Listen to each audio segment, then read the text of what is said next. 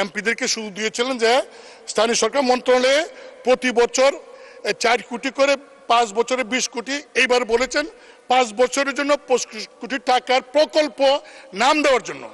মানে স্পিকার, আমি ক্লিয়ার বলতে চাই যে আগামী 5 বছরে আমরা কয়টা প্রকল্প করব নাম দিছি আমরা, টাকার সঙ্গে তো আমার কোনো সম্পর্ক নাই। এই আমরা নাম দেই, এলজিডি তারা সার্ভে করে, তারা টেন্ডার করে, তারপরে তারা কাজ করে, বাস্তবায়ন করে। কিন্তু মাননীয় সদস্য যেভাবে বলছেন যে আমরা 25 কোটি টাকা আমরা পেয়েছি, শুধু তাই না, তিনি আরো বলেছেন যে এমপি যে তো লাভবান, যদি আগে জানতাম তাহলে আরো আগে এমপি, তেমন তো বড় ব্যবসা। মানে স্পিকার, আমি আপনাকে বলছি কারণ আপনি হলেন এই সংসদের গার্ডিয়ান।